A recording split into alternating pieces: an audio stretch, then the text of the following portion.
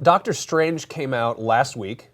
The weird sorcerer man with the mustache, that funny boy. And it was one of those Marvel movies where it's like, here's a new character being introduced for the first time.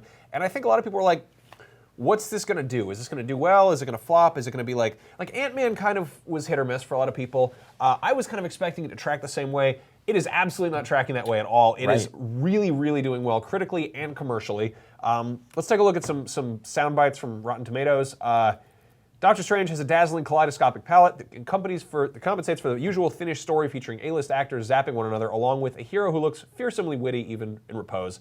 New York Magazine, see it in 3D IMAX, people, and you're in for the hallucinatory head trip of the year, and having Cumberbatch around really raises the bar on what's possible in comic book fantasy. Rolling Stone, an extremely entertaining and sure-footed adaptation that manages to conjure more than enough magic to easily pass its spell check. I get it. CNN.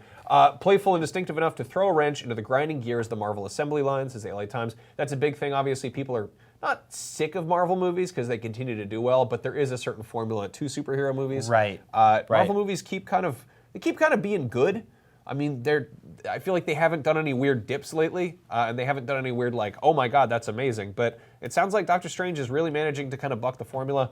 The mystical settings that this Sorcerer Supreme navigates make for exhilarating sensory overload, powerfully expanding on classic visuals from pioneering Marvel artist Steve Ditko. Yep. The upshot, the movie develops a distinctively trippy identity, and it's sitting at a 90% on Rotten Tomatoes from critics and 91% from an audience. So that's been out for a week. Meanwhile, how's it doing box office wise? So that's, the good news is that, or bad news sometimes is that the movie industry is an industry, it is a business, so you do want things to do better than just well on Rotten Tomatoes. They have to make money too. The Hollywood Reporter is reporting here that Doctor Strange opened to a far better than expected $85 million in North America over the weekend, despite featuring a lesser-known superhero in Stephen Strange. That's a weird thing about this is like, this is sort of a Deadpool scenario where not a lot of people knew this guy. It's not like a highly recognizable Captain America, Spider-Man, Superman type of thing.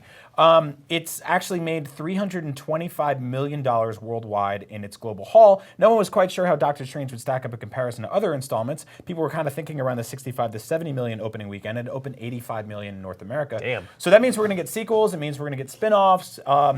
Superhero movies continue to do well, and that's great, but it's awesome when they do well and they're also critically well received and appreciated by the audience, which is that sort of three-tier attack, and if you can get all those things going at the same time, everyone's happy.